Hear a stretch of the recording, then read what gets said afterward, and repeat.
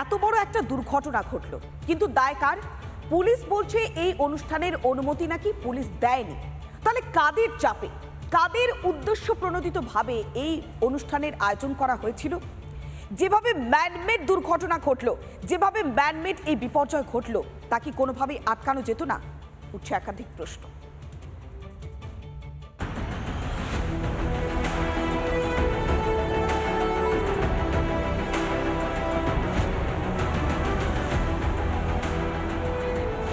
বুধবার চেন্নাস্বামী স্টেডিয়ামের বাইরে যা হলো তা নিছকই দুর্ঘটনা নাকি ইচ্ছাকৃত বিপর্যয়? ৩৫,০০০ স্টেডিয়ামে কি করে ২ লাখ মানুষ ঢুকলো? সংকীর্ণ প্রবেশ পথে কেন ভিআইপি গাড়িকে ছাড় দেওয়া হলো? কেন নোটিশ ছাড়া অনুষ্ঠানের আয়োজনই বা করা হলো? কেন বিনামূল্যে অতিরিক্ত পাস বিলি করা হয়েছিল? কেন দর্শকদের অবাধ প্রবেশের অনুমতি দেওয়া হয়? সংকীর্ণ প্রবেশ পথে দর্শকদের অনুমতি কেন দিল প্রশাসন? मना कर रही थी बताया जा रहा है, फिर भी ये करवाया गया। किसके दबाव में? एम्बुलेंस नहीं थी, बेसिक चीज़ें जो थी, प्रेपरेशंस थी, वो नहीं की गई थी।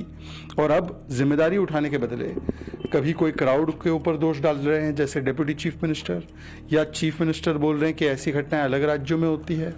तो एक तो ये राज्य प्रायोजित मानव निर्मित हत्या, और दूसरा जिम्मेदारी का ठीकरा किसी और पर डालना।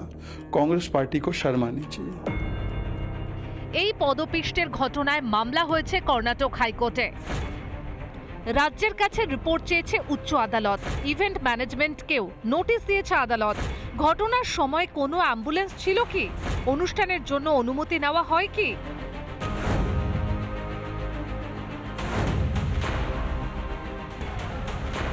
অন্যদিকে বেঙ্গালুরুতে পদপিষ্টের ঘটনায় রয়্যাল চ্যালেঞ্জার বেঙ্গালুরুর বিরুদ্ধে এফআইআর দায়ের করা হয়েছে।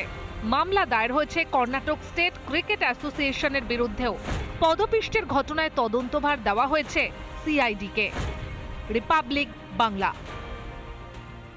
নানা ধরনের কন্টেন্ট দেখার জন্য লাইক করুন, শেয়ার করুন আমাদের ফেসবুক পেজ, সাবস্ক্রাইব করুন আমাদের ইউটিউব চ্যানেল। পাশাপাশি অন্যান্য ব্রেকিং নিউজের জন্য অবশ্যই চোখ রাখুন রিপাবলিক বাংলায়।